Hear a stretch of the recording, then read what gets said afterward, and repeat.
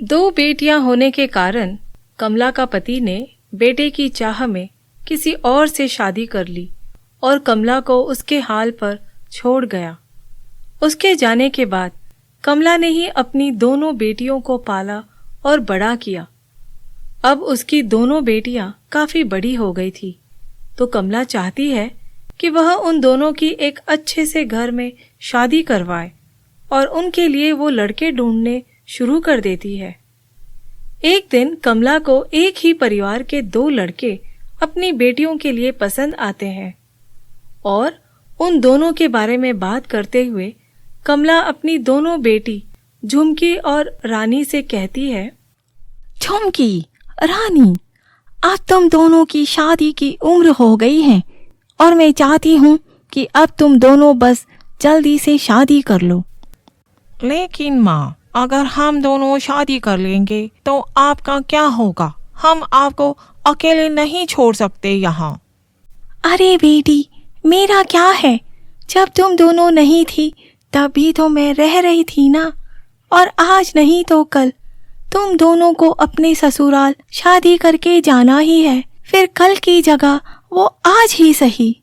माँ, ये सब आप क्या कह रही हैं? हमें अब शादी नहीं करनी। हम दोनों आपको छोड़कर कहीं नहीं जाएंगे। बस अब तुम दोनों बच्चों की तरह जिद मत करो। मैंने एक परिवार में तुम दोनों के लिए दो अच्छे लड़के तलाशे हैं और मैं चाहती हूँ कि तुम दोनों ही उनसे शादी कर लो। क्या कहा माँ आपने? हमें बताए बिना ये सब कब कर लिया? माँ बाप अपने बच्चों की खुशी के लिए कुछ भी कर जाते हैं, और फिर वो शादी ही की बात क्यों ना हो। ठीक है माँ, अब आप चाहती हैं कि हम दोनों बहनें शादी कर ले तो हम तैयार हैं। लेकिन माँ, ये तो बताओ, लड़के कौन है, कहाँ से हैं? अरे बेटी, तुम चिंता मत करो। बहुत अच्छे लड़के हैं, दोनों दोस्त हैं। बस बचपन से साथ रहते हैं एक ही घर में। अगर तुम दोनों उन दो लड़कों से शादी करोगी तो शादी के बाद भी पास में ही रहोगी। ठीक है माँ, आप कहती हैं तो सब ठीक ही होगा।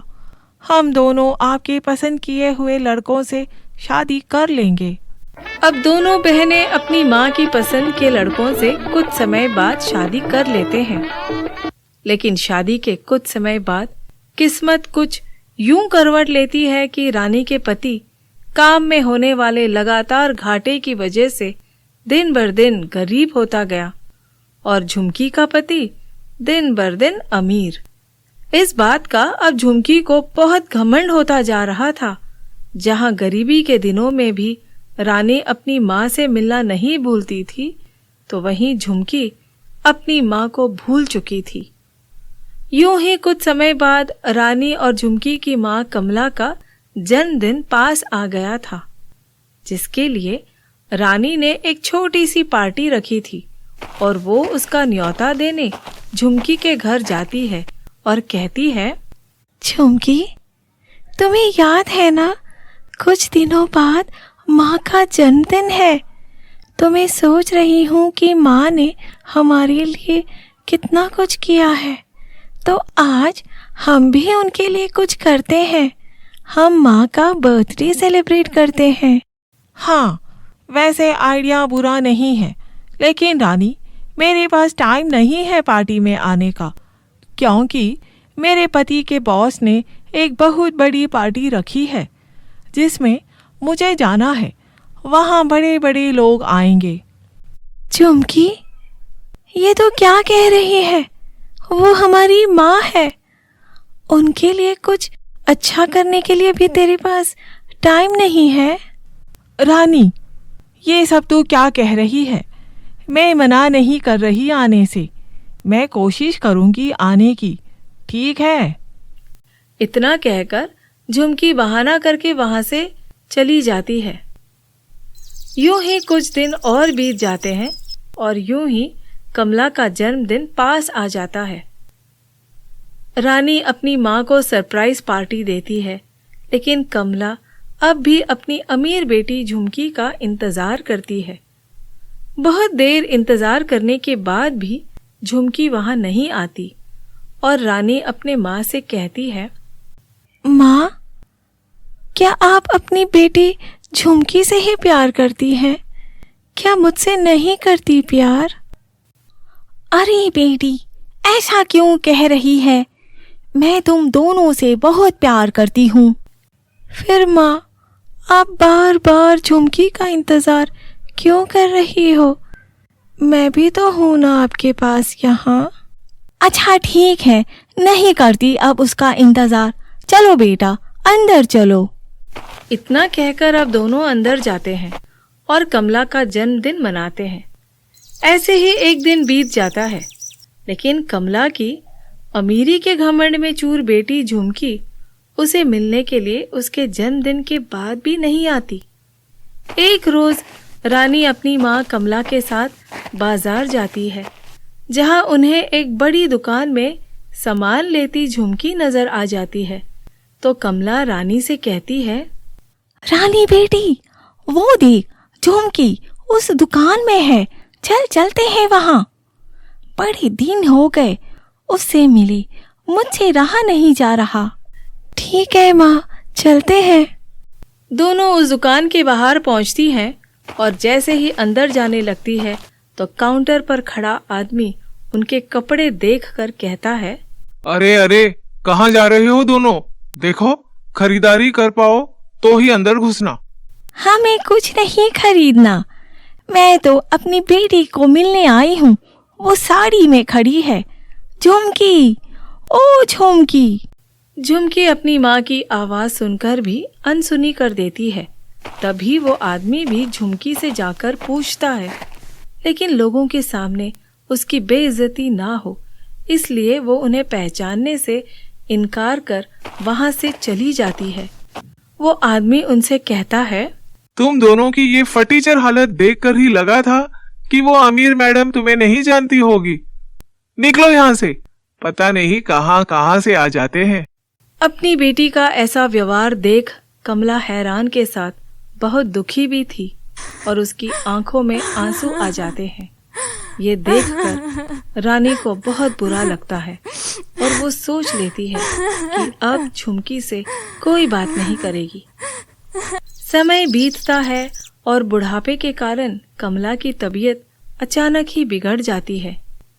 ये बात जब रानी को पता चलती है तो वो अपनी माँ को अस्पताल ले जाकर उसका इलाज करवाती है। लेकिन जब उसके पास दवाई के लिए पैसे कम पड़ जाते हैं तो ना चाहते हुए भी उसे झुमकी के पास जाना पड़ता है, जो अपनी सहेलियों के साथ किटी पार्टी कर रही होती है। झुमकी, मुझे कुछ पैसे चाहिए। वो ओहो, तुम्हारी बहन अमीर है तो क्या कभी भी मुंह उठाकर पैसे मांगने चली आओगी? देख नहीं रही, यहाँ मेरी सहेलियां आई हुई हैं। लेकिन पैसे की अभी बहुत जरूरत है वहाँ। देखो, बुरा लगे चाहे भला, लेकिन मैं अपने पति से पूछे बिना एक पैसा भी नहीं दे सकती, समझी तुम? उसकी ये बातें सुनकर रानी रोते हुए वहां से चली जाती है और कहीं और से उधार लेकर अपनी माँ के लिए दवाई लाती है और उसकी बहुत सेवा करती है। कुछ दिनों में कमला की तबीयत में सुधार आता है, लेकिन दूसरी तरफ अचानक ही झुमकी के पति को कारोबार में बहुत घाटा हो जाता है, जिसमें उनका घर तक बिक जाता है। और मुसीबत की इस घड़ी में वो अपनी माँ के घर जाती है। उसे देखकर कमला कहती है, झुमकी, तो यहाँ अब क्यों आई है? माँ, सब कुछ बर्बाद हो गया। मैं और मेरे पति सड़क पर आ गए हैं।